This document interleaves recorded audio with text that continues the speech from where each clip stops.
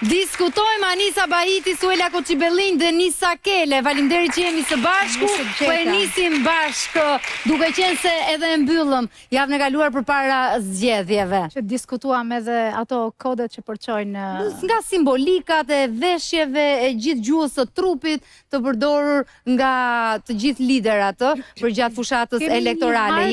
Kemi një hartë përballë. Ja, e kemi përballë, e njëjta, është ke edhe këtu. Kemi një hartë e veshur e tëra roz. E tëra jo, tërëqarek të them. E veshur e tëra roz, e them sepse kjo është një hartë gjeografike, politike, dhe dihet që Partia Demokratike, elektoratin e saj, gjithmonë e ka pasur në pjesën veriore të Shqipërisë. Duke fituar Lezhën, duke fituar Kuksin, duke fituar Shkodrën, dhe lideri i Partisë Demokratike është pjesë e veriut, edhe antarët drejtues të Partisë Demokratike duke filluar nga Albana Vokshi, edhe pse është nga Tirana, ka origjinë nga Kosova, Edi Paloka, Flamur Noka, dhe të gjithë antarët e kryesisë së Partisë Demokratike.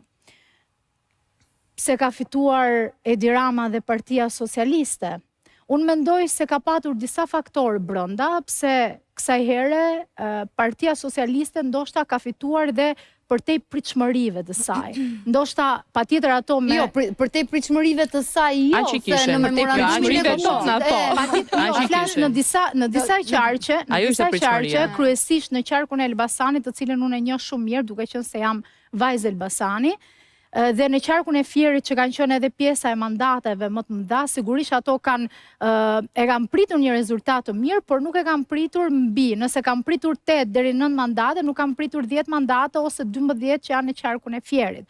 Unë mendoj që ka ardhur për disa arsye dhe një nga faktorët më të rëndësishëm është sepse Partia Socialiste dhe Edi Rama përballë tyre kishin një opozit me shumë probleme brenda, një opozit që mes vetes kishte probleme dhe nuk kishte një leadership në cilën ata mund ta drejtonin fushatën si duhej.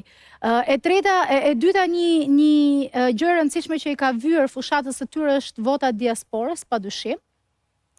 Mënyra e jashtëzakonshme e strukturave të Partisë Socialiste në të gjithë vendin, dhe sigurisht që shqiptarët kanë një gjë, në momentin që ti nuk i ofron një alternativë, ata mbeten të alternativa vjetër dhe të një pjesë stabiliteti. Dhe Partia Socialiste... Nëse kishte një moment me më shumë alternativa, ishin këto zgjedhje tani, pikërisht. Po, patjetër, sepse ka patur për shembull investuar vetë edhe tek ka patur, shiko, partitë e reja patjetër kanë qenë tek të rinj. Patjetër partitë e reja kanë qenë alternativa të reja, por mos harrojmë që në të gjitha fushatat e zgjedhjet ka patur partitë e reja. Nuk është se këto partitë e reja erdhën vetëm në këto fushat. Tani ishte me një formulë ndryshe që gjithsesi të paktën e analizuar nuk ishte në favor, po themi, të partive të vogla. Tani duam të bëjmë një analizë, po themi, pse fitoi Partia Socialiste, apo ta shtrim bisedën, po themi, pak më gjerë. Aktualisht unë besoj sepse nuk do doja që të bivendoseshim në analiza politike që do të vijojnë sonte ndarë me Topsorin, janë bërë gjatë gjithë këtyre 2 ditëve, domethënë vetëm një shkurt, një fjali, pra ishte e parashikuar në rastin e statusit të Neli Demit, prandaj. Po pra, ishte e parashikuar, kryeministri Edi Rama e tha shumë qartë nga 78-88 në mes do rrim, sa aty ka qëndruar pra 82. Unë besoj fort që ata kanë struktura të ngritura shumë mirë për të monitoruar në 4 vjet për ato që parashikojnë në zgjedhjet e tjera, ndërkohë ç'a ndodhi tek ana opozitare u mblodhen në momentin e fundit, se ishin të përçarë në 4 vite. Pra ti nuk mund të bësh fushat për 6 muaj as për 1 vit. Nëse e bën që tani për 4 vjeçarin e ardhshëm që pastaj të kesh struktura të forcuara. Kjo jo për të përkrahur ose për të kundërshtuar, por që kështu funksionon. Nëse ti qëndron takimeve në kokë, strukturave në kokë, ato do bëjnë punën e tyre dhe kjo rezultoi. Nëse ti e bën punën dhe ja aty me ata, patjetër.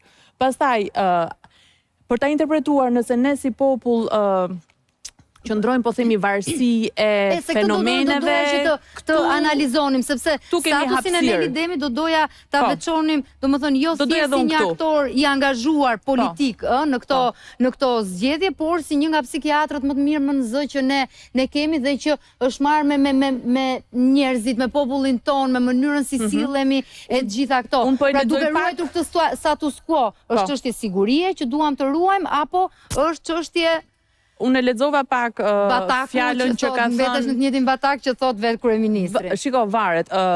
Unë e lexova pak fjalën e Neli Demit, edhe shiko, analizën mund ta bësh në disa aspekte. Dhe nëse ne bëjmë analizën nga studioja këtu apo edhe nga zyra, është ndryshe nëse ne analizën e bëjmë duke marrë pastaj studimin konkret kokë me kokë të popullsisë. Arsye sepse e kanë dhënë votën. Në përgjithësi, e vlerësuar ka një lloj statusi qetësie, të kompromisi të arritur tashmë në shoqëri dhe është diçka që shpeshherë dhe për arsye po themi se bashkitë pjesa më e madhe janë të PS-s. Vetëm 8 kemi të PD-s apo 7, në mos gabohem, si bashki. Pra, duke qenë se edhe ka dhe fuqi në pushtetin lokal, automatikisht familjet që jetojnë aty kanë ndikimin e drejt për drejt të politikave dhe në nivel lokal, pra jo vetëm në nivelin qendror. Njerëzit janë punësuar në institucione, janë punësuar, pra kanë lidhjen shumë më të afërt emocionale edhe indirekt me partinë, edhe direkt me partinë, sepse është në fuqi jo vetëm në qendror, po edhe në lokal. Dhe kjo ju krijon një lloj sigurie për vazhdimsinë. Dhe në përgjithësi, shiko, të lëvizësh nga zona e komfortit është vështirë, patjetër. Është rënditje shumë e madhe. Pra ti do qëndrosh aty. Dhe kjo është tendenca pastaj që kjo është analizuar shkurtë, do doja shumë ta flisnim pafundësisht gjatë se çfarë ndikohet. Dhe bëjmë pas diskutim në sensin që të gjithë këtë garën politike, po e them garë politike në thonjza, pasi në perceptimin tim nuk e konsiderova fare si garë politike. Pra nuk flitet për një garë politike. Po për një garë politike flitet në momentin që dy parti në një lloj forme janë të barabarta për të garuar politikisht. Ne kishim një parti politike dhe nga ana tjetër kishim garë politike me shtetin. Që të bësh garë politike me shtetin, je në mënyrë automatike e i humbur. Sigurisht një palë njëra do tjetër. Garë politike e një partie, sepse shteti është tjetër gjë, pra shteti që me reformat e veta mbron qytetarin, me policinë mbron qytetarin, dhe një parti politike që ka uzurpuar të gjitha strukturat dhe institucionet shtetërore është tjetër gjë. Pra, e gjithë kjo lloj strukture që solli të lloj rezultati, çfarë do të thotë? Domethënë, shikoj, në parim gjithmonë njëri është në pozitë, njëri është në opozitë, domethënë se ndryshon dot. Mund të them këtë për shembull, që nëse duam të flasim reale dhe realistisht si ka ndodhur gjërat. Jo, do thosha parlamentin e braktisën në zgjedhje për Po patjetër që ja kanë lënë, patjetër që ja kanë lënë. Kuptoja pse e quan ka një sër gabimesh që ka bërë partia patjetër. Strukturat janë të ngritura kaq mirë dhe në nivele kaq të larta administrative, saqë është e pamundur që një parti politike të vijë rishtas dhe të mundi këtë lloj strukture. Pra është një lloj strukture edhe kur një parti politike nuk është brenda organizuar. Është një lloj strukture, pa ajo që më ka bërë. Po ishte e shpërbër vetë, brenda llojit.